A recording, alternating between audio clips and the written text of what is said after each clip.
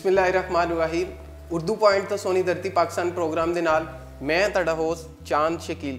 नाजरीन, साड़ी खुशकिस्मती है कि अज साढ़े नाल स्टूडियो दे विच जम्मू कश्मीर तो तशरीफ लियाए बहुत ही खूबसूरत इंसान, बहुत ही खूबसूरत लिखारी मौजूद ने। उन्हां दियां हुण तक 15 किताबां छप चुकियां ने। इस अज असीं उन्हां दे नाल उन्हां दी ज़ाती जिंदगी ते इहदे नाल कश्मीर बारे थोड़ी गलबात करांगे। जनाब खालिद हुसैन साहब, सर जी आयां नूं, बहुत शुक्रिया तुसीं तशरीफ लियाए ते तुसीं साडे लई टाइम कड्ढिया। असीं तुहाडे बड़े शुक्रगुजार हाँ। अच्छा सर, थोड़ा जिहा साडे देखण वाले नूं अपनी ज़ाती जिंदगी बारे थोड़ा जिहा दस्सो। पहले तो तुहाडा शुक्रिया कि तुसां मैनूं इत्थे बुलाया और मैनूं मौका दिता कि मैं तुहाडे इस चैनल ते आके तुहाडे नाल गुफ्तगू करां, रूबरू होवां तुहाडे नाल। मैं बेसिकली जम्मू दा रहण वाला ते असी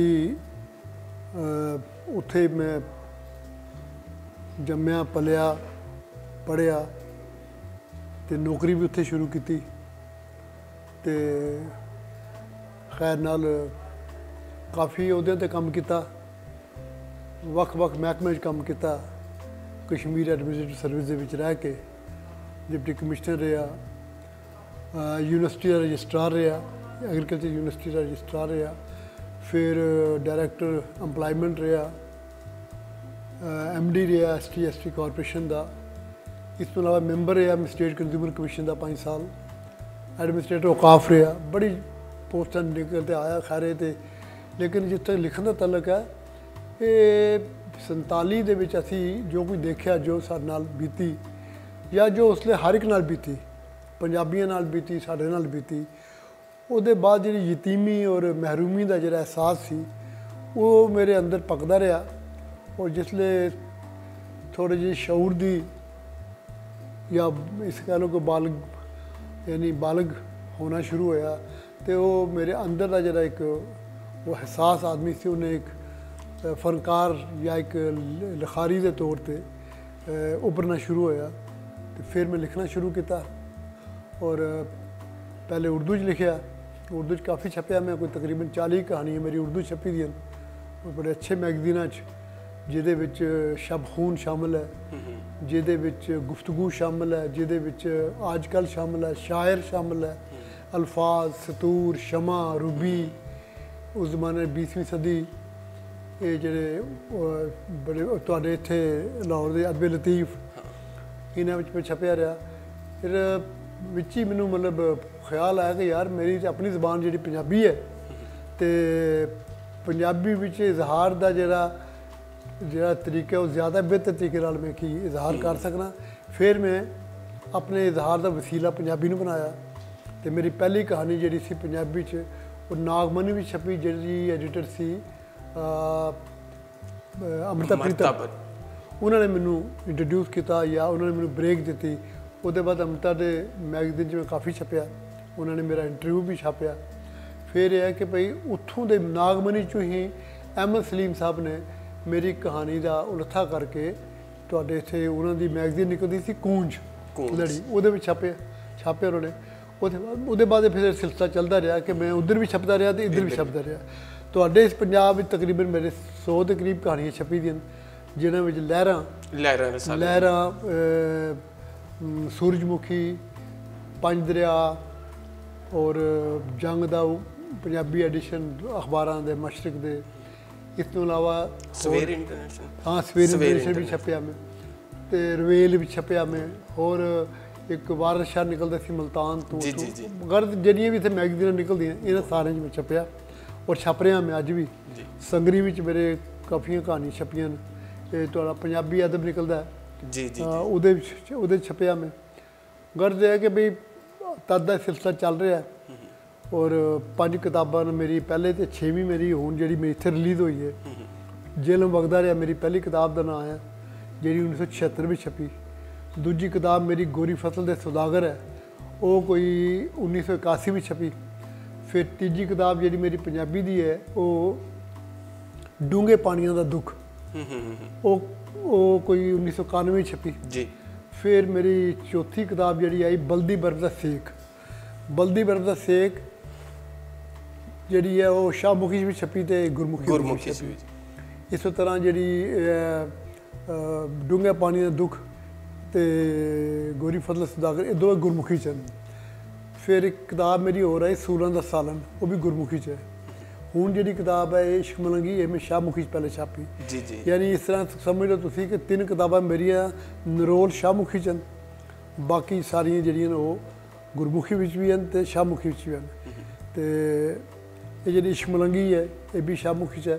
ਇਹਦੇ ਇਲਾਵਾ ਮੈਂ ਆਪਣੀ ਆਟੋਬਾਇਓਗ੍ਰਾਫੀ ਲਿਖੀ ਜੀ, ਜਿਹਦਾ ਨਾਮ ਹੈ ਮਾਟੀ ਕੁਦਮ ਕਰਿੰਦੀ ਯਾਰ। ਕੁਦਮ ਕਰਿੰਦੀ ਯਾਰ ਉਹਦੇ ਵਿੱਚ ਉਹ ਵੀ 2 ਸਕ੍ਰਿਪਟ ਛਪੀ, ਸ਼ਾਹਮੁਖੀ ਵੀ ਤੇ ਸ਼ਾਹਮੁਖੀ ਵਾਲੀ ਜਿੱਥੇ ਲਾਹੌਰ ਰਿਲੀਜ਼ ਹੋਈ, ਗੁਰਮੁਖੀ ਵਾਲੀ ਉੱਥੇ ਰਿਲੀਜ਼ ਹੋਈ। ਤੇ ਇਸ ਤੋਂ ਇਲਾਵਾ ਇੱਕ ਮੇਰੇ ਆਰਟੀਕਲਸ ਦਾ ਇੱਕ ਮਜਮੂਆ ਹੈ ਜੀ ਜੀ, ਮੇਰੇ ਰੰਗ ਦੇ ਅੱਖਰ, ਔਰ ਕੁਝ ਉਰਦੂ ਦੋਸਤਾਂ ਦੀਆਂ ਸ਼ਾਇਰੀ ਦਾ ਮੈਂ ਤਰਜਮਾ ਕੀਤਾ। ਇਸ ਤੋਂ ਇਲਾਵਾ ਇੱਕ ਪ੍ਰਵੀਨ ਕੁਮਾਰ ਅਸ਼ਕ ਉਰਦੂ ਦੇ ਬੜੇ ਵੱਡੇ ਸ਼ਾਇਰ ਹਨ ਜੀ, ਉਹਨਾਂ ਦਾ ਪੰਜਾਬੀ ਕਲਾਮ ਮੈਂ ਛਾਪਿਆ ਲਫ਼ਜ਼ ਕਲੰਦਰ ਦੇ ਨਾਂ ਤੇ। ਤੇ ਇੱਕ ਮੇਰੀ ਤਾਮਿਲ ਜ਼ਬਾਨ ਦਾ ਇੱਕ ਨਾਵਲਟ ਹੈ ਜਿਹੜਾ 2000 ਸਾਲ ਪੁਰਾਣਾ, ਉਸ ਨਾਵਲਟ ਨੂੰ ਮੈਂ ਪੰਜਾਬੀ 'ਚ ਛਾਪਿਆ, ਟ੍ਰਾਂਸਲੇਟ ਕੀਤਾ। ਮੈਂ ਤਾਮਿਲ ਜ਼ਬਾਨ ਤੇ ਨਹੀਂ ਜਾਣਦਾ, ਲੇਕਿਨ ਮੈਂ ਅੰਗਰੇਜ਼ੀ 'ਚੋਂ ਕੀਤਾ ਕਿਉਂਕਿ ਦੁਨੀਆ ਦੀ 45 ਜ਼ਬਾਨਾਂ 'ਚ ਉਹਦਾ ਤਰਜਮਾ ਹੋ ਚੁੱਕਿਆ ਦਾ ਤੇ ਪੰਜਾਬੀ 'ਚ ਨਹੀਂ ਸੀ, ਉਹ ਮੈਂ ਤਰਜਮਾ ਕੀਤਾ ਗਵਾਚੀ ਝਾਂਜਰ ਦੀ ਚੀਖ। ਬਿਲਕੁਲ। ਤੇ ਇੱਕ ਮੈਂ ਕਿਤਾਬ ਗੈਰ ਮੁਸਲਿਮ ਬੱਚਿਆਂ ਲਈ ਪੰਜਾਬ ਸਰਕਾਰ ਨੇ ਲਿਖਵਾਈ ਸੀ ਮੇਰੇ ਕੋਲੋਂ, ਆਹ ਹਜ਼ਰਤ ਸੱਲੱਲਾਹੁ ਅਲੈਹਿ ਵਸੱਲਮ ਦੀ ਹਯਾਤ ਦੇ ਬਾਰੇ 'ਚ ਸੀ ਉਹ ਬਾਇਓਗ੍ਰਾਫੀ। ਉਹ ਮਤਲਬ ਬੱਚਿਆਂ ਦੇ ਉਮਰ ਔਰ ਉਹਨਾਂ ਦਾ ਜਿਹੜਾ ਮਤਲਬ ਸੂਝ ਨੂੰ ਰੱਖ ਕੇ ਜਾਂ ਸੋਚ ਨੂੰ ਸਮਝ ਰੱਖ ਕੇ। ਰਿਸ਼ਮਾ ਦੇ ਨਾਮ ਤੋਂ ਸ਼ਾਇਦ ਨਹੀਂ, ਨੂਰੀ ਰਿਸ਼ਮਾ। ਨੂਰੀ ਰਿਸ਼ਮਾ, ਨੂਰੀ ਰਿਸ਼ਮਾ। ਇਹ ਮਤਲਬ ਬਾਕੀ ਲਿਖਣ ਦਾ ਸਿਲਸਿਲਾ ਹੁਣ ਉਨਾ ਤੇਜ਼ ਨਹੀਂ ਜਿਹੜਾ ਪਹਿਲੇ ਸੀ, ਹੁਣ ਮੱਧਮ ਹੈ ਲੇਕਿਨ ਚੱਲ ਰਿਹਾ। ਅੱਛਾ ਸਰ, ਮਾਸ਼ਾਅੱਲਾ ਤੁਸੀਂ ਇੰਨਾ ਤਖਲੀਕੀ ਕੰਮ ਕੀਤਾ, ਤਰਜਮੇ ਕੀਤੇ, ਨਾਵਲ ਲਿਖਿਆ, ਟ੍ਰਾਂਸਲੇਟ, ਯਾਨੀ ਕਿ ਕੰਮ ਬਹੁਤ ਜ਼ਿਆਦਾ। ਅੱਛਾ, ਤੁਸੀਂ ਜ਼ਿੰਦਗੀ ਦੇ ਕਿਹੜੇ ਪਹਿਰ, ਕਿਹੜੇ ਹਿੱਸੇ ਮਹਿਸੂਸ ਕੀਤਾ ਕਿ ਤੁਸੀਂ ਇੱਕ ਤਖਲੀਕਕਾਰ ਹੋ?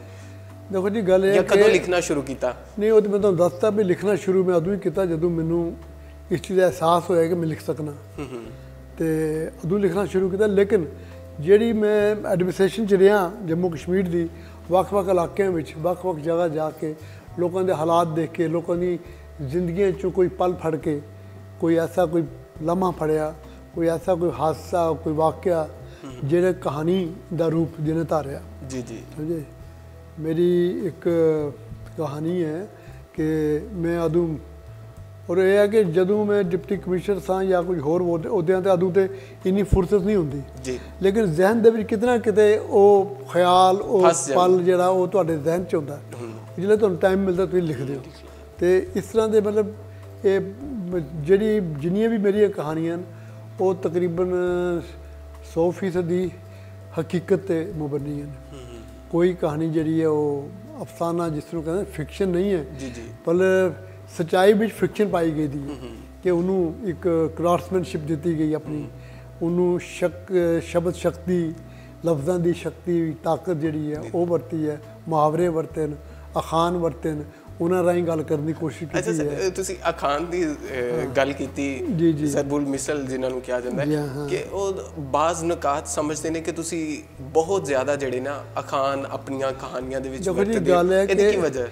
ਮੇਰੀ ਇੱਕ ਕਹਾਣੀ ਜਿਹੜੀ ਨਾ, ਕੁਝ ਕਹਾਣੀਆਂ ਐਸੀਆਂ ਕਿ ਜਿਹੜੇ ਇੱਕ ਨਾਵਲ ਦਾ ਮਤਲਬ ਉਹਦਾ ਘੇਰਾ ਬਣ ਸਕਦਾ, ਨਾਵਲ ਬਣ ਸਕਦੇ ਨੇ, ਲੇਕਿਨ ਉਹ ਕੁਛ ਮੇਰੀ ਕਹਿ ਲਓ ਤਬੀਅਤ ਐਸੀ ਹੈ ਕਿ ਮੈਂ ਜ਼ਿਆਦਾ ਲੰਬਾ ਨਹੀਂ ਲਿਖ ਸਕਦਾ, ਤੇ ਉਹਨੂੰ ਆਪਣੀ ਗੱਲ ਨੂੰ, ਜਿਹੜੀ ਗੱਲ ਵਾਸਤੇ ਮੈਂ 2 ਪੇਜ ਲਿਖਣੇ ਹੋਣ, ਉਹ ਇੱਕ ਮੁਹਾਵਰਾ ਜਾਂ ਇੱਕ ਅਖਾਣ ਜਿਹੜਾ ਕੰਮ ਕਰ ਜਾਂਦਾ। ਬਿਲਕੁਲ। ਇਸ ਕਰਕੇ ਮੈਂ ਆਪਣੇ ਅਖਾਣਾਂ ਜ਼ਰੀਏ ਉਹ ਗੱਲ ਕਰਨਾ ਚਾਹੀਦਾ। ਫਿਰ ਕੁਝ ਐਸੀ ਗੱਲ, ਸਿਆਸੀ ਕੋਈ ਗੱਲ ਕਰਨੀ ਹੈ ਤੁਸੀਂ, ਜਾਂ ਕੋਈ ਕਿਸੇ ਦੇ ਨਾਲ ਕੋਈ ਕਿਸੇ ਨੂੰ ਚੁਭਣ ਵਾਲੀ ਗੱਲ ਹੈ, ਤਾਂ ਉਹ ਤੁਸੀਂ ਕੈਪਸੂਲ 'ਚ ਪਾ ਕੇ ਲਫ਼ਜ਼ ਲਿਖੋ ਤਾਂ ਕਿ ਉਹਨੂੰ ਵੀ ਮਹਿਸੂਸ ਨਾ ਹੋਏ ਤੁਸੀਂ ਵੀ ਆਪਣੀ ਗੱਲ ਕਰ ਰਹੇ ਹੋ। ਉਹ ਯਾਨੀ ਕਿ ਸਾਥ ਦਿੰਦੇ ਨੇ ਬੜਾ, ਇਸ ਲਈ ਤੁਸੀਂ ਇਸਤੇਮਾਲ ਕਰਦੇ ਮੁਹਾਵਰੇ ਦੇ ਜਿਹੜਾ।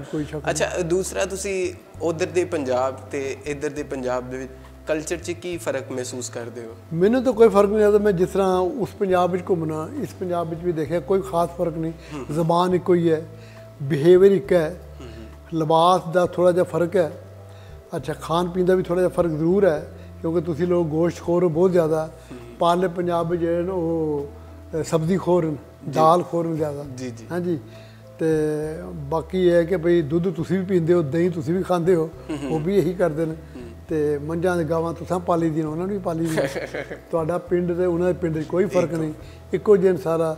ਤੇ ਇਹ ਸਿਆਸੀ ਤੌਰ ਤੇ ਬਿਲਾ ਸ਼ੱਕ ਦੋ ਪੰਜਾਬ ਨੇ, ਲੇਕਿਨ ਜਿੱਥੇ ਤੱਕ ਮਤਲਬ ਕੀ ਆਦਤ ਸਮਾ ਜਿਹਨੂੰ ਕਹਿੰਦੇ ਨਾ ਤਮੱਦਨ ਔਰ ਕਲਚਰ ਔਰ ਸਾਡੇ ਇੱਕ ਲਫ਼ਜ਼ ਦਾ ਸੱਭਿਆਚਾਰ, ਜੀ ਜੀ, ਇਹਦੇ ਤੌਰ ਤੇ ਦੇਖਿਆ ਜਾਏ ਤਾਂ ਪੰਜਾਬ ਇੱਕੋ ਹੀ ਹੈ, ਪੰਜਾਬ ਦੋ ਨਹੀਂ ਹੈ। ਅੱਛਾ, ਜਿਸ ਤਰ੍ਹਾਂ ਕਿ ਤੁਹਾਡਾ ਤਾਲੁਕ ਹੈਗਾ ਜੰਮੂ ਕਸ਼ਮੀਰ ਨਾਲ, ਤੁਹਾਡਾ ਉਧਰ ਦੇ ਸਿਆਸੀ ਸਮਾਜੀ ਹਾਲਾਤ ਦਾ ਤੁਹਾਡੀਆਂ ਕਹਾਣੀਆਂ ਉੱਤੇ ਜਾਂ ਤੁਹਾਡੀ ਸ਼ਖਸੀਅਤ ਉੱਤੇ ਕੀ ਅਸਰ ਪਿਆ?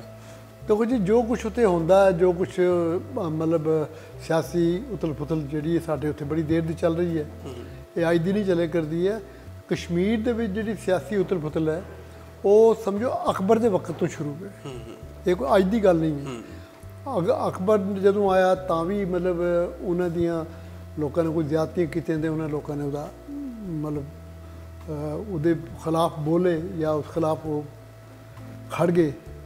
ਤੇ ਇਸ ਤਰ੍ਹਾਂ ਬਾਕੀ ਹੁਕੂਮਤਾਂ ਵੀ ਆਈਆਂ ਤੇ ਅੱਜ ਵੀ ਜਾਂ ਪਹਿਲੇ ਡੋਗਰਾ ਸ਼ਾਹੀ ਵੇਲੇ ਵੀ ਸੀ, ਲੇਕਿਨ ਇਹ ਹੈ ਕਿ ਵੀ ਸਾਰੇ ਨਹੀਂ। ਉਹ ਇੱਕ ਕਸ਼ਮੀਰ ਦਾ ਖਾਸ ਖਿੱਤਾ ਜਿੱਥੇ ਜ਼ਿਆਦਾ ਸਿਆਸੀ ਉਥਲ ਪੁਥਲ ਦਾ ਮਸਲਾ।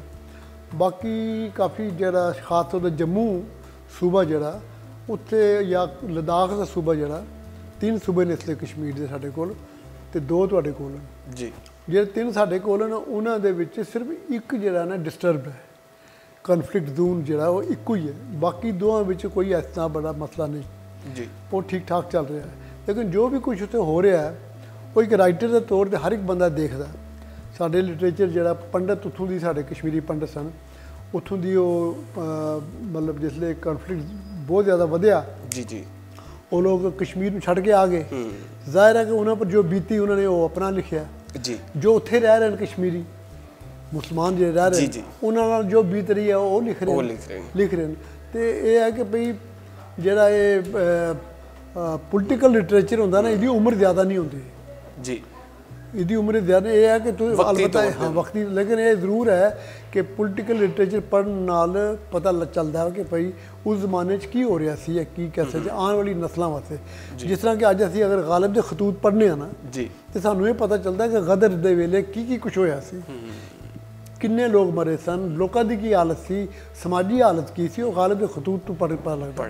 ਜਦ ਕਿ ਹਿਸਟਰੀ ਵੀ ਦੱਸਦੀ ਹੋਏਗੀ, ਲੇਕਿਨ ਗਾਲਿਬ ਨੇ ਜਿਸ ਤਰ੍ਹਾਂ ਲਿਖਿਆ, ਉਹਨੇ ਆਪਣੇ ਦੋਸਤਾਂ ਨੂੰ ਜਿਹੜੀਆਂ ਚਿੱਠੀਆਂ ਲਿਖੀ ਦੀਆਂ ਉਸ ਤੋਂ ਬਹੁਤ ਕੁਝ ਪਤਾ ਚੱਲਦਾ। ਇਸੇ ਤਰ੍ਹਾਂ ਜਿਹੜੀ ਅੱਜ ਦੀ ਕਹਾਣੀ ਜਿਹੜੇ ਸਾਡੇ ਉੱਤੇ ਲਿਖੀ ਜਾ ਰਹੀ, ਉਸ ਤੋਂ ਬਹੁਤ ਪਤਾ ਚੱਲਦਾ, ਹਰ ਇੱਕ ਦਾ ਪਤਾ ਚੱਲਦਾ ਕਿ ਹਰ ਬੰਦਾ ਕਿਸ ਤਰ੍ਹਾਂ ਮਹਿਸੂਸ ਕਰ ਰਿਹਾ। ਉਹ ਸਾਰੇ ਨੂੰ ਅਸੀਂ ਮਹਿਸੂਸ ਕਰ ਰਹੇ ਹਾਂ, ਅਸੀਂ ਵੀ ਜੋ ਸਾਨੂੰ ਅੱਛਾ ਲੱਗਦਾ ਬੇਸ਼ੱਕ ਨਜ਼ਰ ਵੀ ਆਉਂਦਾ ਹੈ ਤੁਹਾਡੇ ਉਹ ਕਹਾਣੀਆਂ ਦੇ ਵਿੱਚ ਜਿਹੜਾ ਉਹ ਸਾਰੀਆਂ ਚੀਜ਼ਾਂ ਜੋ ਉਹ ਮਹਾਂਦਰਾ ਪੂਰਾ ਜਿਹੜਾ। ਅੱਛਾ ਸਰ, ਤੁਸੀਂ ਪੰਜਾਬੀ ਅਦਬ ਜਿਹੜਾ ਦੁਨੀਆ ਦੇ ਦੂਸਰੇ ਅਦਬ ਦੇ ਮੁਕਾਬਲੇ ਤੇ ਕਿੱਥੇ ਖਲੋਤਾ ਦੇਖਦੇ ਹੋ? ਦੇਖੋ ਜੀ, ਜਿੱਥੇ ਤੱਕ ਸਾਡੀ ਸ਼ਾਇਰੀ ਦਾ ਤਾਲੁਕ ਹੈ ਜੀ ਜੀ ਜੀ, ਉਹ ਮੈਂ ਇਹ ਸਮਝਣਾ ਕਿ ਸਾਡੀ ਸ਼ਾਇਰੀ ਜਿਹੜੀ ਹੈ, ਖਾਸ ਤੌਰ 'ਤੇ ਸੂਫੀਆ ਕਰਾਮ ਦੀ ਸ਼ਾਇਰੀ ਜਿਹੜੀ ਹੈ, ਉਹਦੇ ਬਾਅਦ ਦੀ ਜਿਹੜੀ ਕੁਛ ਸ਼ਾਇਰੀ ਉਹ ਦੁਨੀਆ ਅਦਬ ਦੇ ਬਰਾਬਰ ਦੀ ਸ਼ਾਇਰੀ ਹੈ, ਬਲਕਿ ਮੈਂ ਤਾਂ ਕਹਾਂਗਾ ਕਿ ਕਾਫੀ ਉੱਚੀ ਹੈ ਉਹਨਾਂ ਕੋਲੋਂ। ਹਾਂਜੀ, ਕਿਉਂਕਿ ਸਾਡੇ ਲੋਕਾਂ ਨੇ ਜਿਹੜੇ ਸਾਡੇ ਬਾਬੇ ਸਨ, ਜਿਹੜੇ ਸਾਡੇ ਸੂਫੀ ਹੋਏ ਦੇ ਜਾਂ ਸੰਤ ਸਾਡੇ ਹੋਏ ਦੇ ਜਿਹੜੇ, ਹਾਂਜੀ, ਉਹਨਾਂ ਨੇ ਜਿਹੜੀ ਸ਼ਾਇਰੀ ਕੀਤੀ, ਉਹਨਾਂ ਨੇ ਜ਼ਿੰਦਗੀ ਦਾ ਨਾ ਜ਼ਿੰਦਗੀ ਵਿੱਚੋਂ ਕਸ਼ੀਦ ਕੀਤੀ ਉਹ ਸਾਰੀ ਜਿਹੜੀ ਹੈ ਨਾ ਇਨਸਾਨ ਦੀ ਜਜ਼ਬਾਤ, ਇਨਸਾਨ ਦੇ ਜਿਹੜੇ ਹਾਲਾਤ ਹਨ, ਜੋ ਕੁਛ ਹੈ ਨਾ ਉਹ ਕਸ਼ੀਦ ਕਰਕੇ ਉਹਨਾਂ ਨੇ ਕੀ ਉਹਨਾਂ ਨੇ ਨਿਚੋੜ ਦਿੱਤਾ ਆਪਣੀ ਸ਼ਾਇਰੀ ਦੇ ਵਿੱਚ। ਔਰ ਬਲਕਿ ਮਜ਼ਹਬ ਦੀਆਂ ਜਿਹੜੀਆਂ ਤੰਗਦਸਤੀਆਂ ਨੇ, ਜਿਹੜਾ ਮਤਲਬ ਜਿਹੜਾ ਉਹਨੂੰ ਫੰਡਾਮੈਂਟਲਿਜ਼ਮ ਹੈ, ਜਿਹੜਾ ਉਹ ਇੱਕ ਕੱਟਰਵਾਦ ਹੈ ਜਿਹੜਾ, ਹਾਂਜੀ, ਉਸ ਨੂੰ ਉਹਨਾਂ ਨੇ ਨਿਖੇੜਿਆ, ਉਹਦੇ ਖਿਲਾਫ ਲਿਖਿਆ ਉਹਨਾਂ ਨੇ। ਚਾਹੇ ਬੁੱਲੇ ਸ਼ਾਹ ਹੋਏ, ਚਾਹੇ ਸ਼ਾਹ ਹੁਸੈਨ ਹੋਏ, ਜਾਂ ਸੁਲਤਾਨ ਬਾਹੂ ਹੋਏ, ਹਾਸ਼ਮ ਹੋਏ, ਅੱਛਾ ਮੀਆਂ ਮੁਹੰਮਦ ਬਖਸ਼ ਹੈ, ਅੱਛਾ ਇਹਦੇ ਇਲਾਵਾ ਵਾਰਿਸ ਹੈ, ਇਹਨਾਂ ਸਾਰਿਆਂ ਲੋਕਾਂ ਨੇ ਮਜ਼ਹਬ ਦੀ ਬੁਨਿਆਦ ਪ੍ਰਸਤੀ ਨੂੰ ਬਿਲਕੁਲ ਛੱਡ ਕੇ ਪਿਆਰ ਮੁਹੱਬਤ ਨੂੰ, ਮਜ਼ਹਬ ਦੇ ਉਸ ਰੰਗ ਨੂੰ ਉਹਨਾਂ ਨੇ ਉਭਾਰਿਆ ਜਿਹਦੇ ਨਾਲ ਇਨਸਾਨ ਨੂੰ ਮਿਲੇ, ਇਨਸਾਨਾਂ ਦੇ ਵਿੱਚ ਦੋਸਤੀ ਪੈਦਾ ਹੋਏ, ਇਨਸਾਨੀਅਤ ਦਾ ਜਿਹੜਾ ਉਹ, ਔਰ ਉਹ ਜਿਹੜੀ ਇਨਸਾਨੀਅਤ ਹੈ ਅਸਲ ਵਿੱਚ ਮਜ਼ਹਬ ਉਹੀ ਹੈ, ਹਰ ਇੱਕ ਦੇ ਨਾਲ ਅੱਛਾ ਸਲੂਕ ਕਰਨਾ। ਔਰ ਕਾਸਟ ਜਾਂ ਕਰੀਡ ਜਾਂ ਕਿਸੇ ਸ਼ਕਲ ਦੇ ਬੇਸ ਉੱਪਰ ਤੁਸੀਂ ਕਿਸੇ ਨੂੰ ਕੀ ਨਹੀਂ ਵੰਡ ਸਕਦੇ, क्योंकि अल्लाह ताला ने बंदा पैदा किया, उन्हें ना शूद्र पैदा किया तो ना उन्हें कोई मरासी पैदा किया, ना कोई उन्हें किया। ये असी हर एक बंदे ने अपने अपने ढंग नाल जो काम किया बने। तो लेकिन यह कि तुसीं उन्होंने उस करके नफरत नाल देखो या उसको ज़रा मतलब उन्हें हीना समझो, ਤੇ ਉਹ ਨਹੀਂ ਅੱਲਾ ਨੇ ਸਿਖਾਇਆ। ਯਾਨੀ ਕਿ ਕਿਸੇ ਵੀ ਜਿਹੜਾ ਮਨੁੱਖ ਨੂੰ ਜਿਹੜਾ ਨਾ ਤੁਸੀਂ ਉਹ ਹੀਨਾ ਨਹੀਂ ਸਮਝਣਾ ਚਾਹੀਦਾ ਉਹਨੂੰ, ਕਿਉਂਕਿ ਅੱਲਾਹ ਤਾਲਾ ਦੀ ਮਖਲੂਕ ਹੈ। ਮਖਲੂਕ ਇਸ ਪਾਸੇ ਉਹ ਸੂਫੀਆਂ ਨੇ ਸਾਨੂੰ ਦਿੱਤਾ, ਉਹ ਸੰਤਾਂ ਦੀ ਬਾਣੀ ਜਿਹੜੇ ਭਗਤੀ ਲਹਿਰ ਤੁਸੀਂ ਦੇਖੋ ਨਾ, ਜੀ ਜੀ, ਭਗਤੀ ਲਹਿਰ ਵਿੱਚ ਵੀ ਸਭ ਤੋਂ ਜ਼ਿਆਦਾ ਜਿਹੜੀ ਹੈ ਨਾ, ਜਿਹੜਾ ਜਿਹਨੂੰ ਕਹਿੰਦੇ ਨਾ ਕਟਾਸ਼ ਯਾਨੀ ਤੰਜ਼ ਜਿਹੜੀ ਕੀਤੀ ਹੈ ਉਹਨਾਂ ਨੇ, ਉਹਨਾਂ ਦੇ ਪੁਜਾਰੀਆਂ ਤੇ ਜਾਂ ਜਿਹੜੇ ਉਸ ਪਾਂਡੇ ਪੰਡਤ ਜਾਂ ਮੌਲਵੀ ਯਾਨੀ ਉਹਨਾਂ ਦੇ ਬਾਰੇ, ਮੌਲਵੀਆਂ ਦੇ ਜਾਂ ਜਿਹਨੂੰ ਆਖਦੇ ਅਸੀਂ ਯਾਨੀ ਮਲਵਾਨੇ ਜੀ ਜੀ, ਇਹਨਾਂ ਦੇ ਬਾਰੇ ਇਹਨਾਂ ਲੋਕਾਂ ਨੇ ਕਿਹਾ। ਮਸਲਨ ਇਹ ਹੈ ਕਿ ਤੁਸੀਂ ਇੱਕ ਬਾਬਾ ਨਾਨਕ ਦਾ ਕਿ ਭਈ ਉਹ ਕਰਤਾਰਪੁਰ 'ਚ ਪਾਣੀ ਲੱਗੇ ਦੇਣ ਆਪਣੇ ਖੇਤਾਂ ਨੂੰ, ਪੰਡਤ ਇੱਕ ਜਿਹੜਾ ਨਹਾ ਦੇ ਉਹ ਪਾਣੀ ਸੂਰਜ ਨੂੰ ਦੇ ਰਿਹਾ ਸੀ। ਜਦੋਂ ਉਹਨੇ ਪੁੱਛਿਆ ਕਿ ਭਈ ਇਹ ਤੂੰ ਕੀ ਕਰ, ਉਹਨੇ ਕਿਹਾ ਤੂੰ ਕੀ ਕਰ ਰਿਹਾ, ਉਹਨੇ ਕਿਹਾ ਮੈਂ ਆਪਣੇ ਖੇਤਾਂ ਨੂੰ ਪਾਣੀ ਦੇ ਰਿਹਾ। ਬਾਬੇ ਨੇ ਕਿਹਾ, ਉਹਨੇ ਕਿਹਾ ਪਰ ਖੇਤਾਂ ਇੱਥੋਂ ਪਾਣੀ ਕਿਸੇ ਨੂੰ ਜਾ ਸਕਦਾ, ਉਹਨੇ ਕਿਹਾ ਸੂਰਜ 'ਤੇ ਕਿਸੇ ਨੂੰ ਜਾ ਸਕਦਾ ਪਾਣੀ। ਮਤਲਬ ਇਸ ਤਰ੍ਹਾਂ ਦੇ ਜਿਹੜੀਆਂ ਕਰਕੇ ਨਾ ਗੱਲਾਂ, ਮਤਲਬ ਉਹ ਚੀਜ਼ਾਂ ਦੱਸਣ ਦੀ ਕੋਸ਼ਿਸ਼ ਕੀਤੀ ਆਮ ਲੋਕਾਂ ਨੂੰ ਕਿ ਭਈ ਇਹ ਜਿਹੜੇ ਇਹ ਪਖੰਡ ਹਨ ਇਹਨਾਂ ਲੋਕਾਂ ਦੇ, ਇਹਨਾਂ ਪਖੰਡਾਂ ਤੋਂ ਬਾਅਦ ਆ ਜਾਓ, ਇਹਨਾਂ ਪਖੰਡਾਂ ਨੂੰ ਛੱਡੋ ਅਤੇ ਰੱਬ ਦੀ ਜਿਹੜੀ ਸਹੀ ਜਿਹੜੀ ਹੈ ਨਾ ਉਹਦੀ ਰੱਸੀ ਨੂੰ ਪਕੜੋ ਤਾਂ ਕਿ ਤੁਸੀਂ ਕੁਛ ਹਾਸਿਲ ਕਰ ਸਕੋ ਔਰ ਅੱਲਾ ਨਾਲ ਆਪਣਾ ਲੋਹ ਲਗਾਓ। ਇਹਨਾਂ ਬੰਦਿਆਂ ਨੇ ਇਹਨਾਂ 'ਚ ਕੱਖ ਨਹੀਂ ਰੱਖਿਆ ਦਾ ਕੁਛ ਨਹੀਂ, ਯਕੀਨਨ ਸੂਫੀਆ ਕਰਾਮ ਦਾ ਉਹ ਇਸ ਵਾਸਤੇ ਉਹ ਕਲਾਮ ਜਿਹੜਾ ਨਾ ਉਹ ਯਕੀਨਨ ਬਹੁਤ ਉਮਦਾ ਕਲਾਮ ਹੈ। ਉਹਦੇ ਇਲਾਵਾ ਕੁਝ ਸ਼ਾਇਰ ਸਾਡੇ ਬਹੁਤ ਵਧੀਆ ਹੋਏ ਨੇ, ਮਸਲਨ ਹੀਰ ਵਾਰਿਸ਼ਾਹ ਜਿਹੜੀ ਹੈ ਤੇ ਉਹ ਤੇ ਵਾਰਿਸ ਨੂੰ ਤੇ ਪੰਜਾਬੀ ਦਾ ਸ਼ੇਕਸਪੀਅਰ ਕਿਹਾ ਜਾਂਦਾ ਹੈ। ਠੀਕ ਹੈ, ਤੁਸੀਂ ਸੁਲਤਾਨ ਬਾਹੂ ਦੇ ਸ਼ੇਰ ਸੁਣੋ ਜਾਂ ਮੀਆਂ ਮੁਹੰਮਦ ਬਾਕੀ ਦੇ ਸ਼ੇਰ ਸੁਣੋ ਤੇ ਦੇਖੋ ਤੁਸੀਂ ਕਿਆ ਕਮਾਲ ਦੇ ਸ਼ੇਰ ਕਿਹਦੇ ਨੇ। ਫਿਰ ਚੀਜ਼ ਇੱਕ ਹੁੰਦੀ ਹੈ ਕਿ ਤੁਸੀਂ ਕਿਸੇ ਨੂੰ ਵੀ ਕਿਸੇ ਦੂਜੇ ਲਿਟਰੇਚਰ ਨਾਲ ਮੁਕਾਬਲਾ ਨਹੀਂ ਕਰ ਸਕਦੇ ਜੀ। ਸਾਡਾ ਲਿਟਰੇਚਰ ਸਾਡੀ ਮਿੱਟੀ ਨਾਲ ਜੁੜਿਆ ਦਾ, ਠੀਕ ਹੈ, ਉਹਨਾਂ ਲਿਟਰੇਚਰ ਉਹਨਾਂ ਦੀ ਮਿੱਟੀ ਨਾਲ ਜੁੜਿਆ ਦਾ, ਉਹਨਾਂ ਦੇ ਆਪਣੇ ਰਸਮ ਰਿਵਾਜ ਆਪਣੇ, ਸਾਡੇ ਆਪਣੇ। ਤੇ ਤੁਸੀਂ ਇਸ ਤਰ੍ਹਾਂ ਨਾਲ ਮੁਕਾਬਲਾ ਕਰਾਉਣਾ ਵੀ ਦੱਸੋ ਜੀ ਗਾਲਿਬ ਵੱਡਾ ਸ਼ਾਇਰ ਸੀ ਜਾਂ ਗੋਟੇ ਵਗੈਰਾ ਸ਼ਾਇਰ ਸੀ, ਹਾਂਜੀ, ਜਾਂ ਆਗਾ ਹਸ਼ਰ ਕਸ਼ਮੀਰੀ ਵੱਡਾ ਡਰਾਮਾ ਨਿਗਾਰ ਸੀ ਜਾਂ ਸ਼ੇਕਸਪੀਅਰ ਸੀ। ਉਹ ਸਾਡਾ ਆਪਣਾ ਇੱਕ ਕੀ ਹੈ ਸੋਚ ਹੈ, ਆਪਣਾ ਸਾਡਾ ਸਿਲਸਿਲਾ ਹੈ, ਸਾਡੀ ਮਿੱਟੀ ਆਪਣੀ ਹੈ। ਸਾਨੂੰ ਸਾਡੀ ਮਿੱਟੀ ਦਾ ਖਮੀਰ ਜਿਹੜਾ ਨਾ ਉਹਦੇ ਨਾਲ ਅਸੀਂ ਆਪਣਾ ਆਟਾ ਗੁੰਨ ਸਕਦੇ ਹਾਂ, ਦੂਜਿਆਂ ਦਾ ਨਹੀਂ ਗੁੰਨ ਸਕਦੇ, ਨਹੀਂ ਹੋ ਹੀ ਨਹੀਂ, ਠੀਕ ਹੈ ਨਾ। ਇਸ ਕਰਕੇ ਇਹਦਾ ਇਹ ਮੁਕਾਬਲਾ ਕਰਾਉਣਾ ਜਿਹੜਾ ਕੋਈ ਮੈਨੂੰ ਨਹੀਂ ਲੱਗਦਾ ਕਿ ਕੋਈ ਚੰਗੀ ਗੱਲ। ਯਾਨੀ ਕਿ ਤੁਸੀਂ ਕਹਿੰਦੇ ਹੋ ਕਿ ਜਿਹੜਾ ਅਦਬ ਜਿੱਥੋਂ ਦਾ ਹੈ ਉਹ ਉਹਦਾ ਹੀ ਹੈ, ਉਹਦਾ ਦੂਸਰੇ ਕੰਪੈਰੀਜ਼ਨ ਨਹੀਂ ਹੋ ਦੂਜਾ ਉਸ ਅਦਬ ਦੀ ਖੂਬਸੂਰਤੀ ਤਾਂ ਹੋਏਗੀ ਜ਼ਿਆਦਾ, ਉਹ ਅਦਬ ਤਾਂ ਜ਼ਿਆਦਾ ਮੰਨਿਆ ਜਾਏਗਾ ਕਿ ਜਿਹੜਾ ਮੈਂ ਪੜ੍ਹ ਰਿਹਾ, ਮੈਂ ਰਸ਼ੀਅਨ ਅਦਬ ਪੜ੍ਹ ਰਿਹਾ ਜਾਂ ਮੈਂ ਫਰਾਂਸੀਸੀ ਅਦਬ ਪੜ੍ਹ ਰਿਹਾ, ਤੇ ਮੈਨੂੰ ਉਹ ਮਹਿਸੂਸ ਹੋਇਆ ਮੇਰੀ ਗੱਲ ਕਰ ਰਿਹਾ ਹੈ। ਯਾਨੀ ਜੋ ਜਿਸ ਪਹਿਲੂ ਨੂੰ ਜਾਂ ਜਿਸ ਨੁਕਤੇ ਨੂੰ ਜਾਂ ਜਿਸ ਪਲਾਟ ਨੂੰ ਲੈ ਕੇ ਉਹ ਲਿਖ ਰਿਹਾ ਉਹ ਮੇਰੇ ਨਾਲ ਵੀ ਬੀਤ ਰਹੀ ਹੈ। ਉਹਦੀ ਖੂਬਸੂਰਤੀ ਅਦਬ ਦੀ ਹੈ। ਤੇ ਜੇ ਅਦਬ ਯੂਨੀਵਰਸਲ ਤਾਂ ਹੀ ਬਣਦਾ, ਯੂਨੀਵਰਸਲ ਤਾਂ ਬਣਦਾ ਕਿ ਜੇ ਮੈਂ ਇੱਥੇ ਲਿਖ ਰਿਹਾ ਤੇ ਫਲਸਤੀਨ ਵਿੱਚ ਬੈਠਾ ਬੰਦਾ ਵੀ ਸਮਝੇ ਕਿ ਯਾਰ ਇਹ ਮੇਰੀ ਗੱਲ ਕਰ ਰਿਹਾ, ਮੇਰੀ ਗੱਲ, ਈਰਾਨ 'ਚ ਬੈਠੇ ਦਾ ਗੱਲ ਕਰ ਰਿਹਾ ਉਹ ਸਮਝੇ ਮੇਰੀ ਗੱਲ ਕਰ ਰਿਹਾ, ਜਾਂ ਉੱਥੇ ਦਾ ਬੰਦਾ ਲਿਖ ਰਿਹਾ, ਹਾਂਜੀ, ਤੇ ਨਾਜ਼ਮ ਹਿਕਮਤ ਅਗਰ ਕੋਈ ਲਿਖ ਰਿਹਾ ਤੇ ਮੈਨੂੰ ਪਤਾ ਲੱਗੇ ਨਹੀਂ ਯਾਰ ਇਹ ਮੇਰੀ ਗੱਲ ਕਰ ਰਿਹਾ, ਠੀਕ ਹੈ। ਉਹ ਬਿਹਤਰ ਅਦਬ ਹੈ, ਉਹ ਬੜਾ ਖੂਬਸੂਰਤ ਅਦਬ ਹੈ। ਜੇ ਮਤਲਬ ਤੁਸੀਂ ਇਹਦੀ ਦੇਖ ਲਓ ਰਸੂਲ ਹਮਜ਼ਾ ਤੋਪ ਦਾ ਨਾਵਲ ਹੈ ਜਾਂ ਜੋ ਵੀ ਕੁਛ ਤੁਸੀਂ ਕਹਿ ਲਓ ਉਹਨੂੰ, ਮੇਰਾ ਦਾਗਿਸਤਾਨ, ਉਹਨੂੰ ਮੇਰਾ ਦਾਗਿਸਤਾਨ ਜਿਹੜੇ ਮੈਂ ਪੜ੍ਹਿਆ ਮੈਨੂੰ ਉਹ ਮਹਿਸੂਸ ਹੋਇਆ ਮੇਰੇ ਕਸ਼ਮੀਰ ਦੇ ਜਿਹੜੇ ਸਫੈਦੇ ਦੇ ਦਰਖਤ ਹਨ, ਹੋਕਾ ਉਹਦੇ ਸਮਾਵਾਰ ਉਹਦੇ 'ਚ ਉਹ ਗਲੀਆਂ ਉਹ ਮਹੱਲੇ, ਮੈਨੂੰ ਉਹ ਲੱਭਿਆ ਕਿ ਇਹ ਮੇਰੀ ਮਿੱਟੀ ਦੀ ਗੱਲ ਕਰ, ਇਹ ਉਹਦੀ ਖੂਬਸੂਰਤੀ, ਤਾਂ ਹੀ ਉਹ ਦੁਨੀਆ ਦੇ ਕਈ ਜ਼ਬਾਨਾਂ 'ਚ ਉਹਦਾ ਤਰਜਮਾ ਹੋਇਆ। ਇਸ ਤਰ੍ਹਾਂ ਕੋਈ ਵੀ ਲਿਟਰੇਚਰ ਕਿਸੇ ਵੀ ਜ਼ਬਾਨ ਦਾ ਅਗਰ ਉਹ ਦੂਜੇ ਨੂੰ ਅਪੀਲ ਕਰਦਾ ਉਹਦੀ ਖੂਬਸੂਰਤੀ, ਔਰ ਅੱਛਾ ਲਿਟਰੇਚਰ ਉਹ ਮਜਬੂਰ ਕਰਦਾ ਪੜ੍ਹਨ ਵਾਸਤੇ, ਅੱਛੀ ਸ਼ਾਇਰੀ ਮਜਬੂਰ ਕਰਦੀ ਹੈ ਬੰਦੇ ਨੂੰ ਪੜ੍ਹਨ ਵਾਸਤੇ। ਉਹਨੂੰ ਫਿਰ ਉਹਨੂੰ ਜ਼ਰੂਰਤ ਨਹੀਂ ਹੁੰਦੀ ਅੱਛੀ ਸ਼ਾਇਰੀ ਨੂੰ ਕਿ ਬਦੋਬਦੀ ਕਵੇ ਕਿ ਪੜ੍ਹ ਜਾਓ, ਆਪਣਾ ਆਪ ਹੀ ਯਾਨੀ ਕਿ ਨਾ ਪੜ੍ਹਾ ਲੈਂਦੀ, ਆਪਣੇ ਆਪ ਹੀ ਯਾਦ ਹੋ ਜਾਂਦੀ। ਅੱਛਾ, ਤੁਸੀਂ ਮੈਂ ਇੱਕ ਜਗ੍ਹਾ 'ਤੇ ਤਕਰੀਬ 'ਤੇ ਸੁਣਿਆ ਕਿ ਤੁਸੀਂ ਪੰਜਾਬੀ ਜ਼ੁਬਾਨ ਜਿਹੜੀ ਹੈ ਉਹ ਆਮ ਲੋਕਾਂ ਕੋਲੋਂ ਸਿੱਖੀ, ਜ਼ਰਾ ਕਿਸ ਤਰ੍ਹਾਂ? ਮੈਂ ਇਹ ਹੈ ਕਿ ਮੈਂ ਕਿਸੇ ਸਕੂਲ ਕਾਲਜ ਜਾਂ ਯੂਨੀਵਰਸਿਟੀ 'ਚ ਨਹੀਂ ਪੜ੍ਹਿਆ ਮੈਂ ਪੰਜਾਬੀ। ਇੱਕ ਤਾਂ ਮੇਰੀ ਮਾਂ ਦੀ ਜ਼ਬਾਨ ਸੀ, ਯਾਨੀ ਮਾਂ ਦੇ ਕੁਛੜ ਜੋ ਸਿੱਖਿਆ। ਉਹਦੇ ਇਲਾਵਾ ਫਿਰ ਜਿਹੜੀ ਇਹ ਉੱਥੇ ਜਿਸ ਮਹੱਲੇ 'ਚ ਅਸੀਂ ਰਹੇ ਨਾ ਉਸ ਮੁਹੱਲੇ 'ਚ ਆਮ ਤੌਰ ਤੇ ਜਿਹੜੇ ਸਨ ਜੀ ਚੰਗੇ ਖਾਂਦੇ ਪੀਂਦੇ ਲੋਕ, ਉਹ ਤਾਂ ਜਾਂ ਤਾਂ ਵਿਚਾਰੇ ਸ਼ਹੀਦ ਹੋ ਗਏ ਜਾਂ ਇੱਧਰ ਆ ਗਏ, ਤੁਹਾਡੇ ਪਾਸੇ ਆ ਗਏ 47 'ਚ। ਰਹਿੰਦ ਖੂਨ ਜਿਹੜੀ ਰਹਿ ਗਏ ਨੇ, ਜਿਹਨਾਂ ਕੋਲ ਜਾਨ ਜੋਗਾ ਕਿਰਾਇਆ ਵੀ ਨਹੀਂ ਸੀ, ਉਹ ਲੋਕ ਉੱਥੇ ਰਹਿ ਗਏ। ਕੋਈ ਪਾਂਡੀ, ਕੋਈ ਕਸਾਈ, ਕੋਈ ਹਲਵਾਈ, ਕੋਈ ਮਤਲਬ ਤਰਖਾਨ, ਕੋਈ ਪਾਂਡੇ, ਆਮ ਲੋਕ। ਔਰ ਉਹਨਾਂ ਲੋਕਾਂ ਕੋਲ ਜ਼ਬਾਨ ਬੜੀ ਨਿਰੋਲ, ਬੜੀ ਸੁੱਚੀ ਸੱਚੀ ਹੁੰਦੀ ਹੈ, ਉਹਦੇ ਕੋਈ ਰਲਾ ਨਹੀਂ ਹੁੰਦਾ, ਕੋਈ ਰਲਤ ਨਹੀਂ ਹੁੰਦੀ ਉਸ ਜ਼ਬਾਨ ਦੇ। ਉਹਨਾਂ ਲੋਕਾਂ ਨੇ ਮੈਨੂੰ ਜ਼ਬਾਨ ਰੱਖੀ, ਉਹ ਜਿਹੜੇ ਬੋਲਦੇ ਸਨ ਮੈਂ ਵੀ ਉਹੀ ਬੋਲਣੀ ਸ਼ੁਰੂ ਕੀਤੀ, ਉਹੀ ਸਿੱਖਿਆ ਔਰ ਉਹੀ ਅੱਜ ਤੱਕ ਮੈਂ ਲਿਖ ਵੀ ਰਿਹਾ। ਮੈਂ ਉਹੀ। ਦੂਜਾ ਇਹ ਹੈ ਕਿ ਤੁਹਾਡੀਆਂ ਫਿਲਮਾਂ ਸਾਡੇ ਉੱਥੇ ਬੜੀਆਂ ਆਉਂਦੀਆਂ ਸਨ ਪਹਿਲੇ। ਮੈਨੂੰ ਯਾਦ ਹੈ ਕਿ ਪਤਨ ਇੱਕ ਫਿਲਮ ਆਈ ਸੀ, ਇੱਕ ਆਈ ਸੀ ਦੁੱਲਾ ਭੱਟੀ, ਇੱਕ ਫਿਲਮ ਆਈ ਸੀ ਲਾਰੇ, ਇੱਕ ਫਿਲਮ ਆਈ ਸੀ ਮੁਖੜਾ। ਇਸ ਤਰ੍ਹਾਂ ਬੇਸ਼ੁਮਾਰ ਫਿਲਮਾਂ ਤੁਹਾਡੀਆਂ ਉੱਥੇ ਆਉਂਦੀਆਂ ਸਨ ਉਸ ਜ਼ਮਾਨੇ 'ਚ। ਕਰਤਾਰ ਸਿੰਘ ਫਿਲਮ ਆਈ ਸੀ। ਇਹਨਾਂ ਫਿਲਮਾਂ ਵਿੱਚ ਜਿਹੜੇ ਮਤਲਬ ਡਾਇਲਾਗ ਹੁੰਦੇ ਸਨ, ਸਕਰੀਨ ਪਲੇ ਇਤਨਾ ਆਸਾਨ, ਇਤਨਾ ਖੂਬਸੂਰਤ ਲਿਖਿਆ ਹੁੰਦਾ ਸੀ ਕਿ ਕਈ ਲਫ਼ਜ਼ ਮੈਂ ਉੱਥੋਂ ਚੁਣਨੇ। ਠੀਕ ਹੈ। ਅੱਛਾ, ਇਸ ਤਰ੍ਹਾਂ ਸਾਡੀਆਂ ਜਿਹੜੀਆਂ ਸੁਰਿੰਦਰ ਕੌਰ, ਪ੍ਰਕਾਸ਼ ਕੌਰ, ਇਹ ਗਾਉਣ ਵਾਲੀਆਂ ਸਨ, ਬਹੁਤ ਅੱਛਾ ਗਾਉਂਦੀਆਂ ਸਨ। ਇਹਨਾਂ ਦੀ ਸ਼ਾਇਰੀ, ਸ਼ਿਵ ਕੁਮਾਰ ਦੀ ਸ਼ਾਇਰੀ, ਇਹਨਾਂ ਮਤਲਬ ਮੈਂ ਨਸਰ ਕੋਲੋਂ ਜ਼ਿਆਦਾ ਪੋਇਟਰੀ ਪੜ੍ਹੀ ਮੈਂ। ਔਰ ਉਹਦੇ ਵਿੱਚ ਮੈਨੂੰ ਜਿਹੜੇ ਉਹ ਪੈਂਡੂ ਮੁਹਾਵਰੇ ਜਾਂ ਪੈਂਡੂ ਜਿਹੜਾ ਵਸੇਬ ਜਿਹੜਾ, ਹਾਂਜੀ, ਲਫਾਜ਼ੀ ਜਿਹੜੀ ਹੈ ਨਾ, ਹਾਂਜੀ, ਤੇ ਉਹ ਮੈਨੂੰ ਜਿੱਥੇ ਜਿੱਥੇ ਚੰਗੀ ਲੱਗੀ ਮੈਂ ਉਹਨੂੰ ਲਿਆ ਔਰ ਮੈਂ ਬਾਅਦ 'ਚ ਆਪਣੀ ਕਹਾਣੀਆਂ 'ਚ ਵਰਤਿਆ।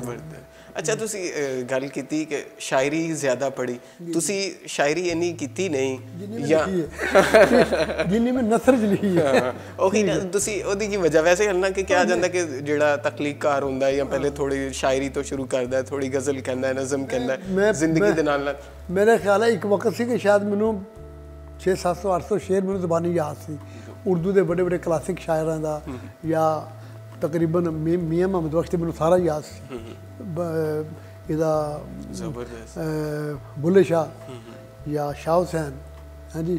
ਬਲਕਿ ਮੇਰੀ ਜਿਹੜੀ ਕਿਤਾਬ ਦਾ ਜਿਹੜਾ ਇਸ ਤੋਂ ਪਹਿਲੀ ਕਿਤਾਬ ਹੈ ਜੇ ਸੂਰਾਂ ਦਾ ਸਾਲਨ, ਉਹ ਉਹਨਾਂ ਦੇ ਹੀ ਉਹਦੇ ਪਰ ਇੱਕ ਕਾਫੀ ਤੇ ਰੱਖਿਆ ਹੈ, ਹਾਂਜੀ, ਕਿ ਦੁੱਖਾਂ ਦੀ ਰੋਟੀ, ਸੂਲਾਂ ਦਾ ਸਾਲਨ, ਆਹੀਂ ਦਾ ਬਾਲਨ ਬਾਲ, ਮਾਈ ਨੇ ਮੈਂ ਕਿਹਨੂੰ ਆਖਾਂ ਦਰਦ ਵਿਛੋੜੇ ਦਾ। ਜਾਂ ਮੇਰੀ ਜਿਹੜੀ ਆਟੋਬਾਇਓਗ੍ਰਾਫੀ ਹੈ, ਮਾਟੀ ਕੁਦਮ ਕਰੇਂਦੀ ਯਾਰ, ਜਿਸ ਮਾਟੀ ਤੇ ਬਹੁਤੀ ਮਾਟੀ ਤਿਸ ਮਾਟੀ ਅਨਕਾਰ, ਮਾਟੀ ਕੁਦਮ ਕਰੇਂਦੀ ਯਾਰ, ਬੁੱਲੇ ਸ਼ਾਹ ਦੀ। ਇਹ ਉਹਨਾਂ ਤੋਂ ਅਕਸਰ ਮੇਰੇ ਤੁਸੀਂ ਅਫਸਾਨਿਆਂ ਦੇ ਜਿਹੜੇ ਉਹਨਾਂ ਦੇ ਸਿਰਨਾਵੇਂ ਜਿਹੜੇ ਨਾ, ਉਹ ਤੁਹਾਨੂੰ ਮਤਲਬ ਸੂਫੀਆ ਇਕਰਾਮ ਦੇ ਕਿਸੇ ਨਾ ਕਿਸੇ ਤੁਕ ਤੋਂ ਉਹ ਤੁਹਾਨੂੰ। ਨਹੀਂ, ਉਹਦੀ ਕੀ ਵਜ੍ਹਾ ਹੈ ਕਿ ਤੁਸੀਂ ਜਿਹੜੇ ਇਹ ਨਾ ਪਸੰਦ ਮੇਰੀ ਜਿਹੜੀ ਹੈ ਨਾ, ਉਹ ਇਹਨਾਂ ਦਾ ਕਲਾਮ ਪੜ੍ਹਨਾ, ਇਹਨਾਂ ਨੂੰ ਸਮਝਣਾ, ਸੂਫੀਜ਼ਮ ਵੱਲ ਥੋੜ੍ਹਾ ਜਿਹਾ ਮੇਰਾ ਕਿ ਰੁਝਾਨ ਜਿਹੜਾ ਉਹ, ਮਤਲਬ ਮੈਂ ਸੂਫੀ ਨਹੀਂ ਹਾਂ ਕੋਈ ਵੀ, ਲੇਕਿਨ ਤੁਹਾਡੀ ਆਮ ਬੰਦਾ, ਮੈਂ ਗੁਨਾਹਗਾਰ ਆਦਮੀ ਹਾਂ, ਲੇਕਿਨ ਇਹ ਹੈ ਕਿ ਜਿਹੜੀ ਮੈਨੂੰ ਪਸੰਦ ਹੈ ਕਿ ਮੈਂ ਸੂਫੀਆਂ ਨੂੰ ਪੜ੍ਹਨਾ ਮੈਂ, ਔਰ ਫਿਰ ਮੈਂ ਦੇਖਣਾ ਅੱਜ ਦੇ ਜ਼ਮਾਨੇ ਨਾਲ ਮੁਕਾਬਲਾ ਕਰਨਾ ਕਿ ਅੱਜ ਨਿੱਕੀ ਜਿਹੀ ਗੱਲ ਪਿੱਛੇ ਤੁਹਾਨੂੰ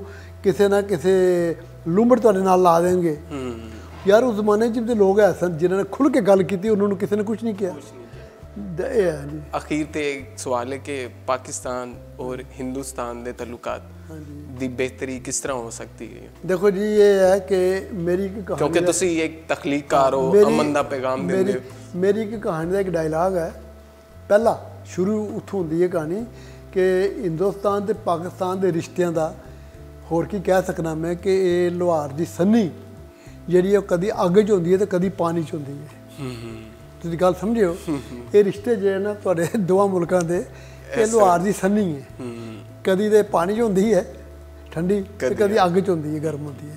ਤੇ ਇਹ ਸਿਆਸੀ ਲੋਕ ਯਾਰ, ਇਹ ਸਿਆਸੀ ਲੋਕਾਂ ਦਾ ਕੰਮ ਹੈ, ਭਾਵੇਂ ਗਰਮ ਰੱਖਣ ਜਾਂ ਠੰਡੇ ਰੱਖਣ, ਲੇਕਿਨ ਸਾਨੂੰ ਜੀਣ ਦੇਣ, ਆਮ ਲੋਕਾਂ ਨੂੰ ਜੀਣ ਦੇਣ, ਸਾਨੂੰ ਆਉਣ ਜਾਣ ਦੇਣ। ਅਸੀਂ ਆਈਏ, ਤੁਸੀਂ ਆਓ ਜਾਓ, ਹਾਂਜੀ, ਤੁਸੀਂ ਉੱਥੇ ਪੜ੍ਹਾਈਆਂ ਕਰਨ ਆਓ, ਆਪਣੇ ਅਸੀਂ ਆਈਏ ਇੱਥੇ, ਅਸੀਂ ਆਪਣਾ ਪਿਛੋਕੜ ਦੇਖਣ ਆਈਏ, ਅਸੀਂ ਇੱਥੇ ਟੈਕਸਲਾ ਦੇਖਣ ਆਈਏ, ਅਸੀਂ ਇੱਥੇ ਮੁੰਜੇ ਦੋੜੋ ਦੇਖਣ ਆਈਏ, ਅਸੀਂ ਇੱਥੇ ਹੜੱਪਾ ਦੇਖਣ ਆਈਏ, ਅਸੀਂ ਇੱਥੇ ਜਨਾਬ ਆਪਣੇ ਗੁਰਦੁਆਰੇ ਦੇਖਣ ਆਈਏ, ਅਸੀਂ ਕਟਾਸ ਰਾਜ ਦਾ ਮੰਦਿਰ ਦੇਖਣ ਆਈਏ, ਇਸ ਤਰ੍ਹਾਂ ਦੂਜੇ ਮੰਦਿਰ ਦੇਖੀਏ ਜਿਹੜੇ ਸਾਰੇ ਆਣ ਕੇ, ਅਸੀਂ ਤੁਹਾਡਾ ਇੱਥੇ ਗੰਗਾ ਰਾਮ ਦਾ ਹਸਪਤਾਲ ਦੇਖਣ ਆਈਏ ਜਿਹੜਾ ਸਰ ਗੰਗਾ ਰਾਮ ਨੇ ਬਣਾਇਆ, 700 ਬੈੱਡ ਦਾ ਹਸਪਤਾਲ ਦੇ ਗਿਆ, ਠੀਕ ਹੈ।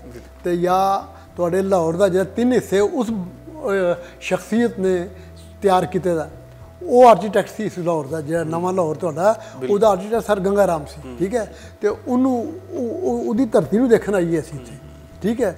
ਇਸੇ ਤਰ੍ਹਾਂ ਤੁਸੀਂ ਆਓ ਉੱਥੇ ਜ਼ਿਆਰਤ ਕਰਨ ਆਓ, ख्वाजा मोइनुद्दीन चिश्ती ज़ियारत करो, सरहंद की ज़ियारत करना हो, ਤੁਸੀਂ ਉੱਥੇ हज़रत निज़ामुद्दीन अवलिया की ज़ियारत करना हो, मुख्तार काकी की ज़ियारत करने से आओ, तुसी भी आन के उत्थे अपने रिश्तेदारों में मिलो, अपने पुराने जिथों की तुसी अगर माइग्रेट होए हो तो इलाके देखना हो। तो तां ही हो सकता कि जो दोवां मुल्कां दे आपस विच ਜਿਹੜੇ ਕੂੜ ਸਿਆਸਤ ਦੇ ਜਿਹੜੇ ਮਸਲੇ ਨੇ ਖਤਮ ਹੋਣ ਤੇ ਤੁਸੀਂ ਆਪਸ ਵਿੱਚ ਆਓ ਜਾਓ। ਤੇ ਮੈਂ ਤਾਂ ਇੱਕੋ ਦੁਆ ਕਰ ਸਕਣਾ ਦੋਵਾਂ ਮੁਲਕਾਂ ਵਾਸਤੇ ਕਿ ਯਾ ਰੱਬਾ ਸਾਡੇ ਸਿਆਸੀ ਲੀਡਰਾਂ ਨੂੰ ਅਕਲ ਸਲੀਮ, ਬਾਬਾ ਫਰੀਦ ਕਹਿੰਦਾ ਅਕਲ ਲਤੀਫ अता कर। हाँ जी, हाँ जी, वो अकल लतीफ आवे तो सारे पुआड़े खत्म होन।